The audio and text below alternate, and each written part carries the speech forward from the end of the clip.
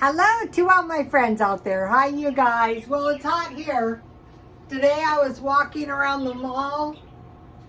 I could barely stand it. I had to force myself. I was like trudging along, and I forced myself to do 4 laps. I really hated it. Okay. Tonight I made a crustless quiche, and I want to make a tasty coleslaw. So I want to put my coleslaw in 2 bell peppers. I got these really good bell peppers at Trader Joe's, and I mentioned to you guys, well, I think you saw it, I had a terrible time with the tomatoes, and I would go to make some salads, and the produce would be really awful. And I thought, I'm just going to go to Trader Joe's. I cannot go through this. I only need 3 lousy ingredients. I need carrots, tomatoes, and coleslaw. So here we go. And so, you know, I'm still, I'm controlling my spending. So today I bought $6.76 worth of food at Trader Joe's, and I didn't think that was too bad. In fact, it's not much more expensive than the dollar stores. So I mentioned to you guys that I was making the Kentucky Fried Chicken coleslaw. So I want to cut my cabbage up. This cabbage is good. I bought this before. Trader Joe's is very close. I have a little bit of bell pepper in there too. So, especially when you're cutting carbs and you have to depend on vegetables, you know, for your survival. So there's my cabbage mix. And I bought carrots for 99 cents. The good carrots are worth pursuing anyway because of the 2 rabbits. The rabbits enjoy eating carrots, good carrots. What I did when I try to find the carrots is I just try to get the littlest tender carrots. The rabbits were adopted from OfferUp. The male rabbit escaped one day, and one of the neighbors posted it on, you know, we have, I don't know, some alarm thing, found rabbit, and my son had him surveilled, and we went and checked it out, and there was a rabbit hopping off, but fortunately we got him back. The female rabbit was smart. She didn't try to get away. Thank heavens. Okay, so let's try this tomato. This looks good. I got quite a few tomatoes for $3, so let's see. If these are no good, I'm gonna, no, this looks good. See, look. All tomatoes are not created equal. I don't want too many tomatoes, but a little bit tastes good. So the only vegetables, when I make salads, too bad my garden is a failure. Today I was out there, and now what? Squirrels. So I had fortunately moved my, I don't really want squirrels because I have bobcats out there. That's all I need is bobcats trying to get those squirrels. Okay, and I had made this salad dressing yesterday, and I used my KFC, it was mayonnaise, but I used half cream cheese that I had added milk to, so half and half. No sugar, no apple cider, pepper, salt, and paprika, and a little pickle relish. Here it is. A feature man is mayo, pickle relish, and a little ketchup. but I switched paprika for the ketchup. So, I bought this shirt at the thrift store for my trip. I'm gonna, as soon as I get around to it, I'm gonna take a little trip and I'm gonna go somewhere before something else happens and we can't travel. I guess a lot of people are traveling. They're traveling to Italy and they're blocking all the tourist places, taking selfies, being extremely irritating. I think they were just glad to get out and go on a vacation, be able to fly. So I'll put a little garlic powder and a little onion powder, just to flavor it up a little. And then, you know, I'll put salt and pepper when I eat it. So this is going to make 2 nice sized salads, about 1.5. Usually I eat one of these, and then today I ate my leftovers for lunch, pork chops and boiled eggs. So I will just split this in half. So these will be some tasty low-fat salads. I'm trying to do away with artificial, today I'm not gonna lie to you guys, I was eating crackers. Exactly what I wasn't supposed to be eating, I was eating.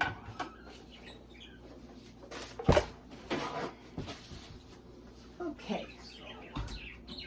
Then I made I'll just put them both on here.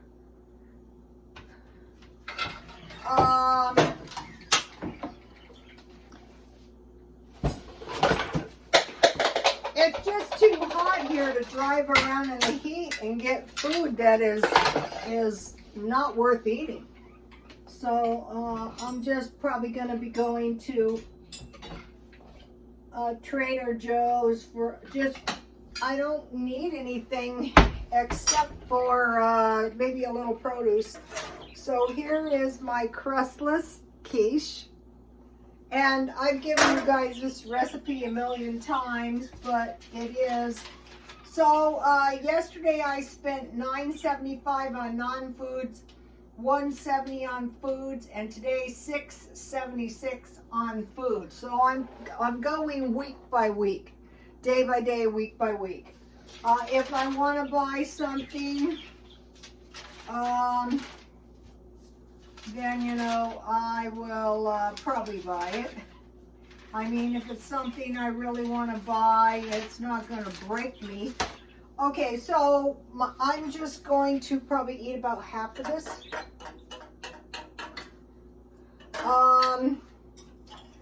What it is bacon, about 4 pieces, and then I put cheese to fill my container about halfway full. And then I put, so bacon, cheese, and I had 1 cup, 1 cup of evaporated milk, undiluted, and 2 Dollar Tree eggs. So this is pretty, I was going to make ham cheeseburgers, and I was defrosting the, this actually looks really good.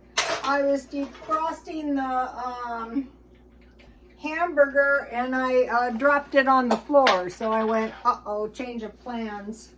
So this is a good little, so then you mix the egg, 1 cup and 2 eggs. You mix the egg mixture and you pour it on top of your bacon and your cheese. You can add veggies, but I knew I was having these. And then I sprinkled some chives on the top and I baked 350 until a knife inserted came out clean.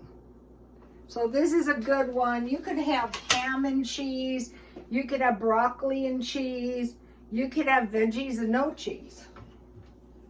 And I baked 350.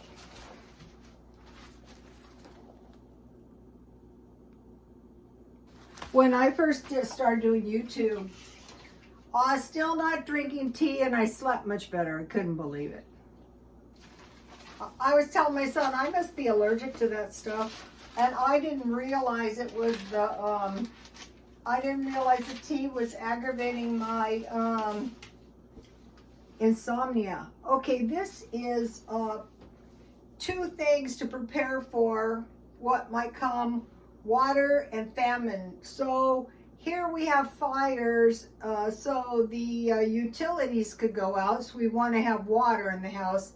And then a famine is like an overall shortage of food caused by crop failure. I can attest to that. My first garden is totally messed up, but the one thing that's sort of surviving is my grapevine. I'm going to try to fix that.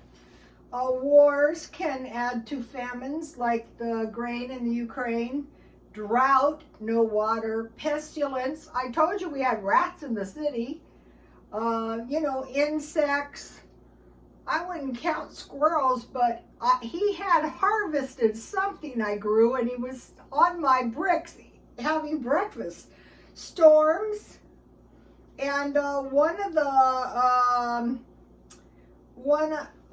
the things that Revelations mentions is scorching sun, and my garden has really literally kind of been fried. So one of the things they say, this is water, that's going to probably affect us is fuel prices. So the fuel prices should aggravate the recession that's supposed to be coming in 2025. So we have a little bit of time to prepare. Okay, I want to mention these judgments. Scorching sun, the heat. It is very hot here. These are plagues, all kinds of plagues. Sores.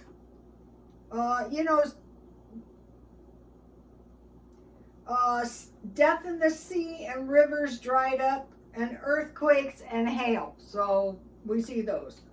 Okay, now I want to show you, I moved them in here. So what I did is I moved my, I grew these out of seeds, tomatoes, and I'm not sure what this is. And I also planted, I think these are cherry tomatoes.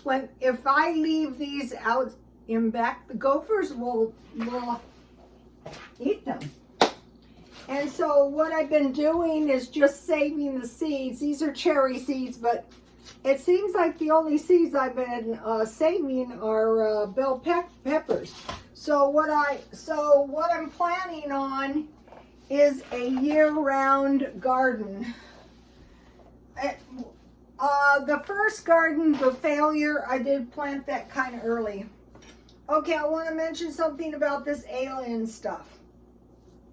U.S. recovered non-human biologics from UFO crash. So, okay, somebody was testifying. I guess it was in Congress, so we're supposed to believe them. But what do you have? Do you have an alien body? What do you have? Well, that we can't know. So I say believe it when you see it. Okay, so it's supposed, I want to mention War of the Worlds, radio broadcast, which was fake news bulletins of a Martian invasion in New Jersey. Okay, the people were terrified. This is interesting. It was the day before Halloween. So would this happen again? An invasion the day before Halloween. So on Halloween, we're going to be watching for this. Now, Whitfield Harrington, who is the minister, I guess he's a minister, who prophesied about these terrifying alien invasions that are supposed to come, said just don't watch the news. I don't think it'd be good to go outside and investigate if you think there's aliens out there.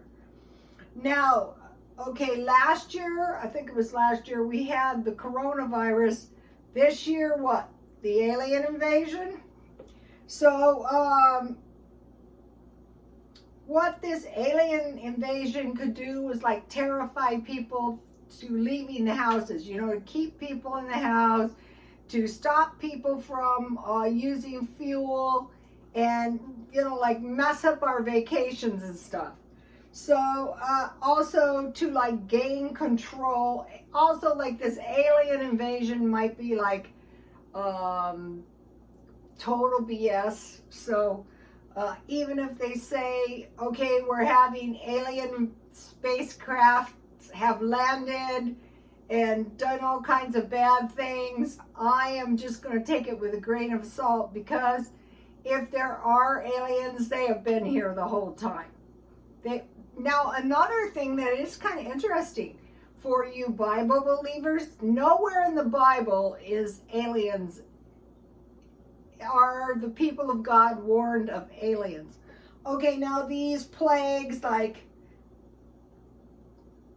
like some of the believers say, you know, you're watching and you're praying so stuff isn't going to sneak up on you, but nowhere in the Bible does it say people beware of aliens. But it does say if something starts coming, you want to run out of the cities maybe. So I might be thinking about that.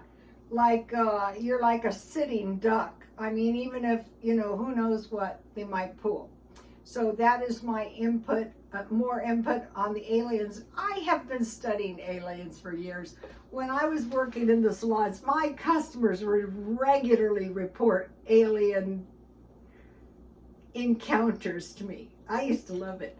I was coming home after gambling, a long night of gambling, and a UFO pulled right in front of me. We went on a search in the desert here in the San Diego, and we encountered some spaceships, stuff like that. So I would say the plagues and the attacks by aliens would be more for the doers of evil.